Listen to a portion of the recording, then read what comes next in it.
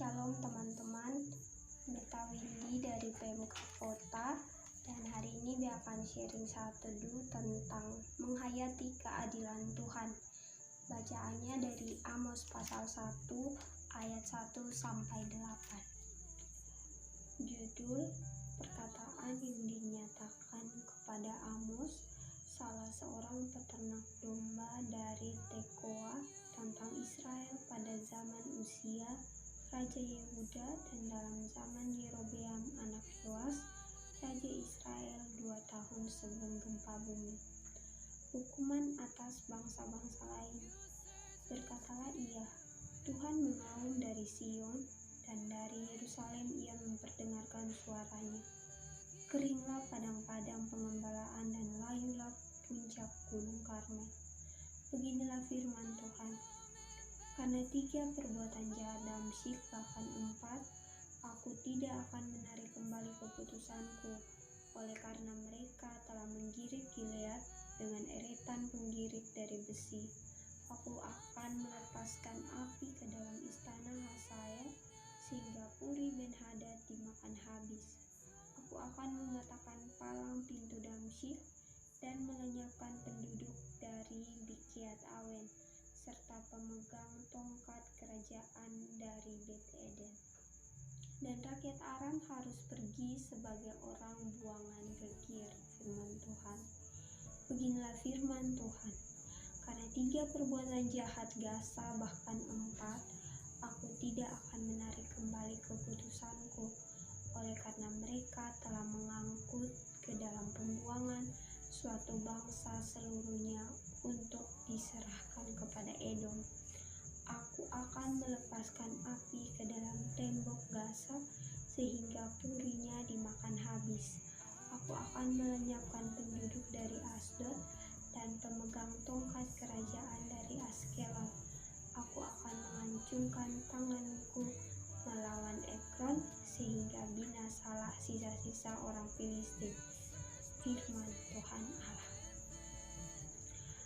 Teman-teman, pada bagian ini berdasarkan tema tadi yang sudah dibilang di awal tentang menyatakan keadilan Tuhan, kenapa sehingga bagian ini mau berbicara tentang itu?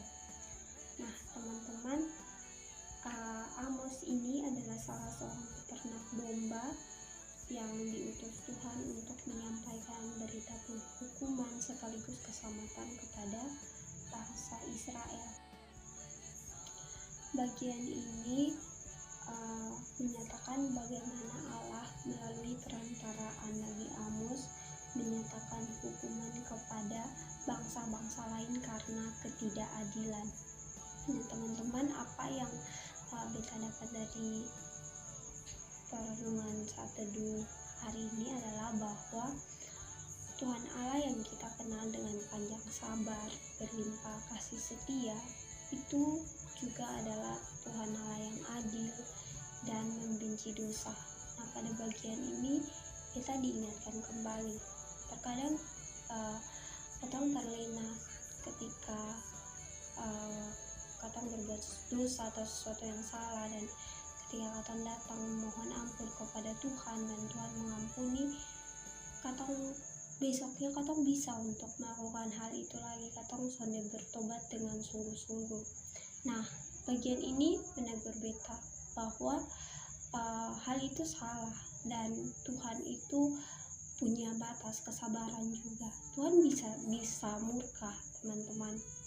Jadi bagian pertama yang menegur kita adalah jangan bermain-main dengan dosa, karena Tuhan adalah Allah yang adil, yang membenci dosa, yang mana ketika katong berbuat dosa, katong harus dihukum. Tapi karena kasihnya Dia sudah datang, di dalam Dia katong menerima pengampunan, maka katong sudah boleh bermain-main di dalam dosa itu. Nah teman-teman, kalau katong melihat kembali di ayat 3 sampai seterusnya itu, dia membukakan bagaimana alasan-alasan kota-kota itu dihukum oleh Tuhan, yaitu karena ketidakadilan yang mereka lakukan. ketidakadilan yang mereka lakukan itu membuat mereka dikutuk. Teman-teman, bicara soal adil pasti sudah tidak asing lagi untuk kita. Apakah kalau bicara soal adil, apakah katong harus seperti bangsa Damsik yang mereka itu menggirik Gilead dengan eretan penggirik dari besi, baru katong dikatakan sebagai orang yang sonde adil, ataukah seperti apa? Nah, dari perenungannya beta, ketika beta melihat kembali kamus bahasa Indonesia, adil itu adalah berpihak kepada yang benar. Adil itu berpegang kepada kebenaran. Dia seimbang, dia tidak sewenang-wenang. Adil itu keseimbangan antara hak dan kewajiban.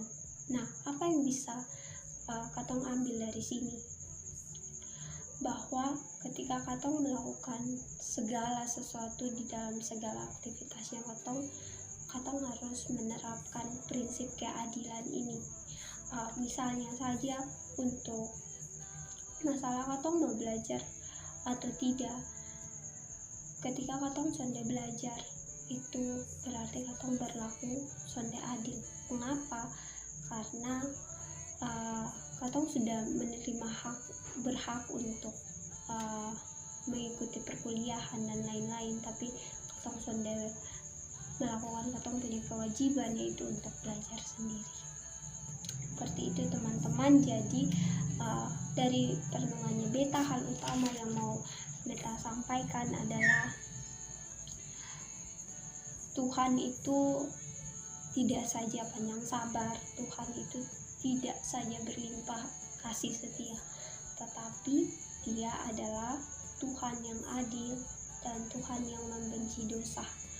Karena itu biarlah ketika kita sudah jatuh di dalam dosa dan kita masih terus ada di dalam keadaan itu, mari kita kembali kepada Dia Tuhan, karena untuk satu-satunya jalan untuk katong bisa bertobat adalah kembali kepada Tuhan.